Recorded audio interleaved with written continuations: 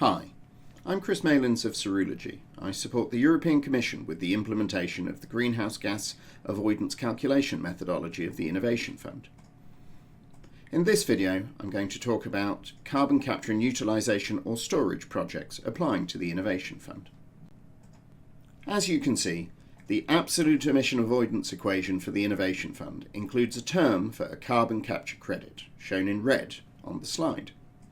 Some projects in the energy-intensive industries, renewable energy or mobility categories may include elements of carbon capture, and credit for carbon capture and storage may be given when CO2 generated within the system boundary is captured and will be transferred to a storage site, or when a project involves the development of CO2 transport infrastructure and/or of CO2 storage sites that handle CO2 captured outside of the system boundaries.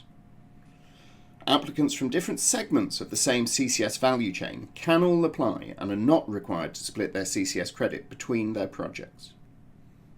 Credit for carbon capture and utilisation may be given when CO2 produced within the project boundary is captured and will be incorporated in novel products within or outside the project boundary, or when carbon dioxide is brought in from outside the project boundary and will be incorporated in novel products.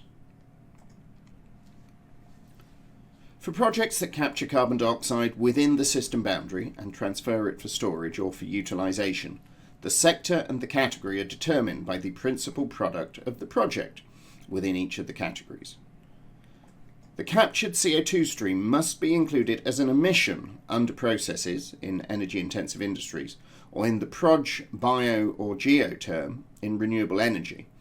That is, despite the fact that the emissions will be captured, and it's to avoid double counting.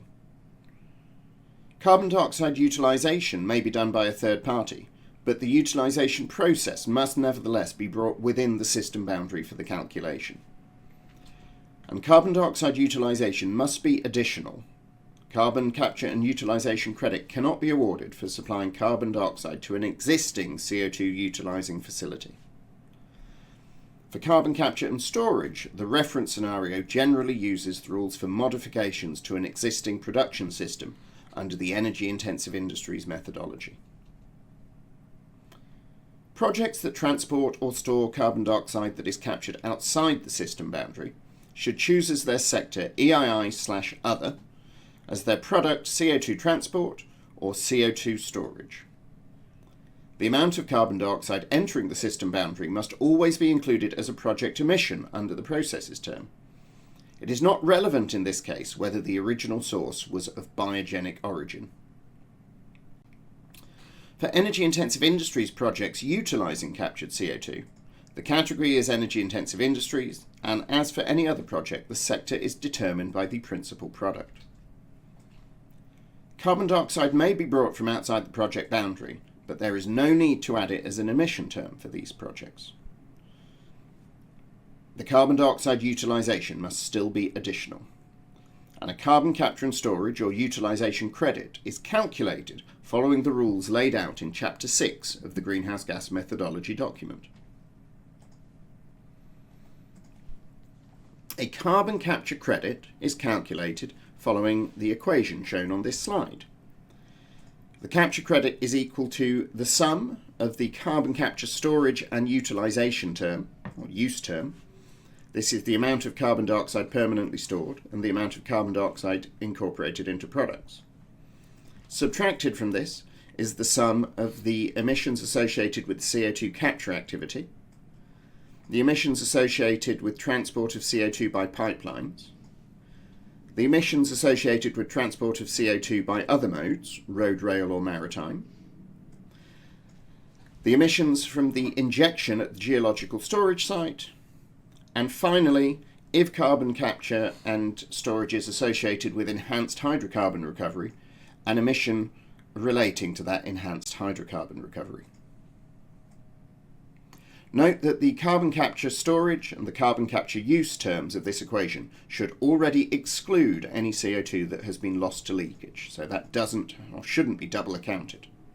It is therefore not obligatory to explicitly characterise leakage at each step of the process, but applicants must still justify their assumptions, including as they relate to the leakage rate expected through the infrastructure. The CC transport term is calculated following the equation shown on this slide. It is the sum of the emissions from road transport, the emissions from rail transport, and the emissions from maritime transport. Each of those terms is itself calculated as the sum across journeys of the distance travelled by the amount of carbon dioxide transported by the emission factor for the relevant mode of transport. If some or all of the carbon dioxide that is captured or utilised is of biogenic origin, it is important to credit that biogenic origin only once and avoid double counting of the benefit associated with it being biogenic carbon dioxide. In the case of carbon capture and storage, if the project includes the process from which the CO2 is captured, you must include the point source emission in the processes box as if the carbon dioxide has been emitted. But in the case of biogenic CO2, this term will have an emission factor of 0. You will then include the CC credit term in calculating the absolute GHG saving, which leads to reduced emissions for the project and a possibility of net carbon removal. In the case of carbon capture and storage, where the project only includes transport of storage, however, the biogenic origin of the carbon dioxide has no effect on the calculation. In carbon capture and utilisation, as with CCS, if the project includes the process from which the CO2 is captured, then the biogenic CO2 will be given a 0 emission factor in the processes box when first emitted. If, however, the project imports CO2 from outside the system boundary, the biogenic origin of the CO2 does not affect the calculation. The CC credit term will be the same for such a project whether the carbon dioxide was of biogenic origin or of fossil origin. The use of captured biogenic CO2 also does not affect the calculation of emissions at the end of life for the product. Captured CO2 is treated like fossil CO2 at the end of life of any CCU product. Where a project consists solely of the installation of a direct air capture facility or of a carbon capture unit at a biomass power facility with the carbon captured sent for permanent storage, then the reference scenario emission shall be set to 0. For these cases, the relative emission saving cannot be calculated in the normal way, as it would involve dividing by 0, and therefore the relative emission saving shall be set to 200%. This allows direct air capture projects and bioenergy with carbon capture and storage projects to claim the net carbon removal bonus point. The system for assessing net carbon removals has been simplified with respect to previous calls. Net carbon removals can be claimed if the total project emissions minus the carbon credit are negative and if the relative GHG emission avoidance is greater than 100%. Do consult the available resources if you are going to make an application to the Innovation Fund involving elements of carbon capture and storage or of utilisation. There are 3 Excel examples of energy-intensive industries projects that involve elements of carbon capture and storage or utilisation available to illustrate the use of the greenhouse gas calculators. That's a project to produce renewable methanol, a project to produce e-fuels, and a direct air capture project. And there's a link to those examples on this slide.